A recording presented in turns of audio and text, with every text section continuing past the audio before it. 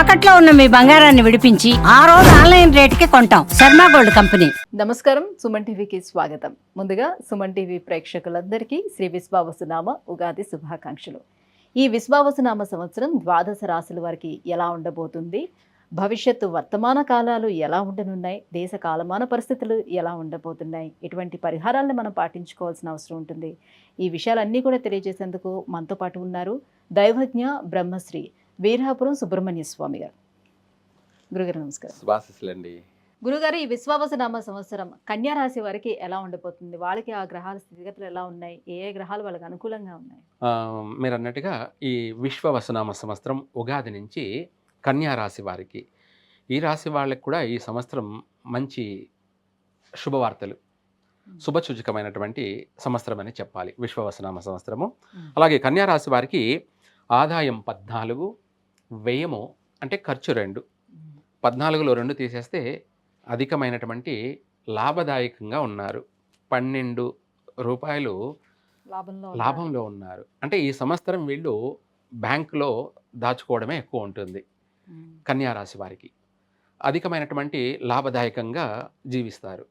అలాగే రాజ్యపూజ్యము, అవమాన విషయానికి వచ్చేటప్పటికి గౌరవార్థము 6, అవమానం కూడా 6 ఇక్కడ సమానంగా ఉన్నాయి. అయినప్పటికీ పర్వాలేదు.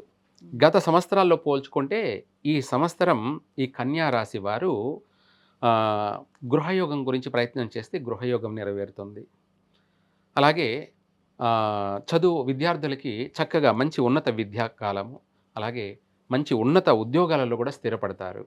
అదే కాకుండా ఈ సంవత్సరంలో వీళ్ళు అధికంగా వ్యాపారాలు మంచి లాభార్జనతో కూడుకొని ఉంటుంది.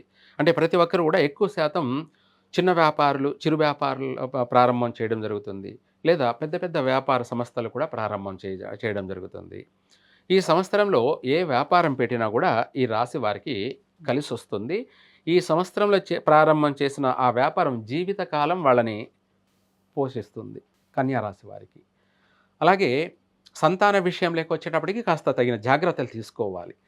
ఈ రాశి వారికి స్త్రీలకు అయితే గర్భస్రావం జరిగే అవకాశం ఉంది. అంటే 3వ మాసం, 4వ మాసం, 5, 6 నెలల్లో గర్భస్రావం జరిగే అవకాశం ఉంది. దానికి సంబంధించి నష్టం జరగకుండా వాళ్ళు తినేటువంటి పదార్థాల్లో ఎక్కువగా ఆకుకూరలు ఎక్కువగా తీసుకోవాలి. ఈ సంవత్సరం వీళ్ళు, ఈ రాశి వాళ్ళు నాన్ వెజ్ని చాలా వరకు తగ్గించాలి. అలాగే ఎందుకంటే ఆరోగ్యం కోసం, సంతాన భాగ్యం కోసం ఈ రాశి వాళ్ళకి కూడా ఎక్కువగా అధికంగా స్త్రీ సంతానం కలిగే అవకాశం ఉంది. అందుకనేసి పుత్ర సంతాన ప్రాప్తి కొరకై వీళ్ళు వీలైనంత వరకు ఎక్కువగా వెజిటేబుల్స్ ఎక్కువగా తీసుకోవాలి, నష్టం జరగకుండా. రెండోది ఇంకోటి కూడా ఏంటంటే గర్భవతులైనటువంటి వాళ్ళు పుత్ర సంతానం అని కలిగే అవకాశం ఉంటే, అంటే మగపిల్లవాడు పుట్టే అవకాశం ఉంటే అయితే గర్భస్రావం జరిగే అవకాశం ఉందన్నమాట, నష్టపోయే అవకాశం ఉంది. అందుకనేసి ఈ రాశి వాళ్ళు శివాలయంలో ధ్వజస్తంభం దగ్గర కానీ, లేదంటే అది కాకపోతే నాగదేవతలకి ఒక 1/2 లీటర్ పాలు తీసుకొని అందులో ఒక 100 గ్రాములు పసుపు కలిపి, పాలు పసుపు కలిపి నాగదేవతలకి అభిషేకం చేయించడం, లేదంటే వాళ్ళే స్వయంగా చేసుకోవడం. అలా చేసినట్టు అయితే అనారోగ్య సమస్యల నుంచి బయటపడతారు. అంటే నాగదేవతలకైనా ఇంకా సుబ్రహ్మణ్య స్వామికి వాళ్ళకి కూడా సుబ్రహ్మణ్య స్వామి అంటే స్వయంగా చేయవచ్చు.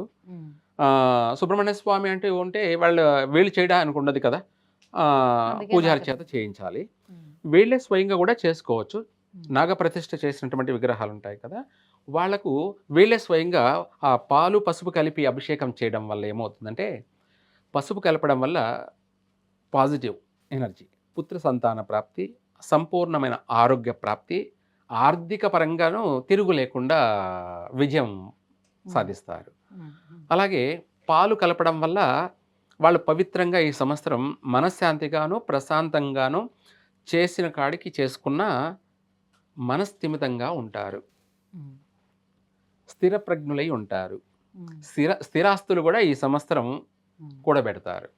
ఆర్థిక పరంగాను మంచి లాభదాయకంలో ఉన్నారు కాబట్టి ఈ సంవత్సరం దాచుకోవడం కూడా ఎక్కువే ఉంటుంది, సేవింగ్ ఎక్కువగా ఉంటుంది. ఏ రంగంలో ఉండే వాళ్ళకి బాగుంటుంది? ఈ వ్యాపారాలు చేసుకునే వాళ్ళకి విశేషమైనటువంటి అధిక లాభార్జనలో ఉన్నారు. అందులోనూ మన వ్యాపారాల్లో కూడా కొన్ని వ్యాపారాల్లో అధిక లాభార్జనలో ఉన్నారు.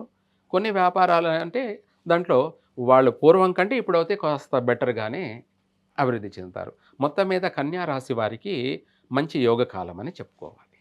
గురుగారు, కన్యా రాశి వారికి విశ్వావసునామ సంవత్సరం ఎలా ఉండబోతుంది? అలాగే ఏ ఏ దేవుళ్ళకి మనకు అభిషేకాలు చేసుకోవాలి? నాగదేవతలు కానివ్వండి, సుబ్రహ్మణ్య స్వామి కానీ అవును. ఎటువంటి పూజలు జరిపించుకోవాలి? ఈ విషయాలన్నీ కూడా తెలియజేసేందుకు ధన్యవాదాలు. సర్వే జన సుఖినో భవంతు.